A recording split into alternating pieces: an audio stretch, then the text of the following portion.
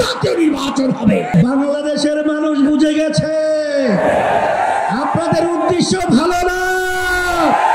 আমি বাংলাদেশের সর্বশ্রেণী ছাত্র জনতা, আলেম ওলামা, হাফেজ সহ সবাইকে আহ্বান জানিয়েছিলাম যে এখন আমাদের ঘরে বসে থাকার সুযোগ নেই, ঘরে বসে থাকার সময় নেই।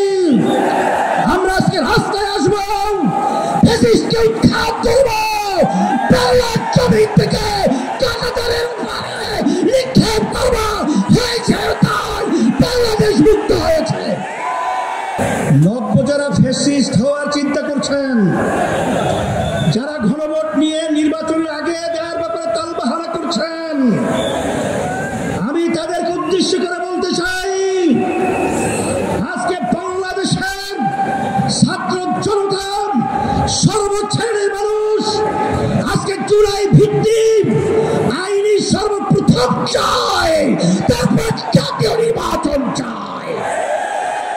কিন্তু আপনারা যদি এই জুলাই সনদ আইনি ভিত্তি দেওয়ার ব্যাপারে দরিবসু করে থাকেন, আমাদের বাংলাদেশের 3 দিকে ভারতের কাঁটাতারের বেড়া, কিন্তু আপনারা পালাবেন কোথায়?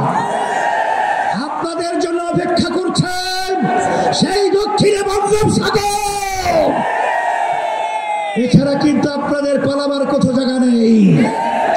সেই হিসাবে সকলকে আহ্বান জানাবো, ভালো করে বুঝে নেন, জেনে নেন।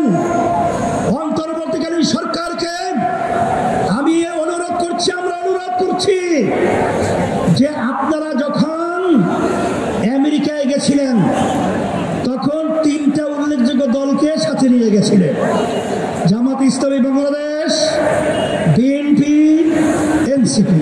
কথা ঠিক কিনা? আপনারা জাতীয় নির্বাচনের আগে গণভোট দিতে আপনারা কোন প্রক্রিয়া, কোন হিসাব লাগবে, অঙ্ক শিখাতে হবে। আজকে এনসিপিও চায় যে গণভোট আগে হবে, তারপর জাতীয় নির্বাচন হবে। জামাত ইসলামও চায় আগে গণভোট হবে, তারপর জাতীয় নির্বাচন হবে।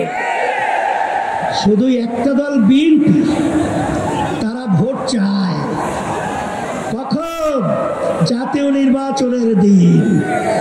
বাংলাদেশের মানুষ বুঝে গেছে আপনাদের উদ্দেশ্য ভালো না।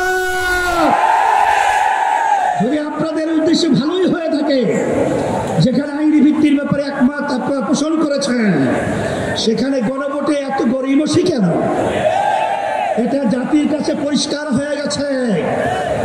আমরা অন্তর্বর্তী সরকারকে বলবো, আমরা শান্তিপ্রিয়, বারবার রাস্তায় রোদ্রে আমাদেরকে পোড়াচ্ছেন, আপনারা পুড়িয়েছেন, আর কত রাস্তায় নামতে হবে?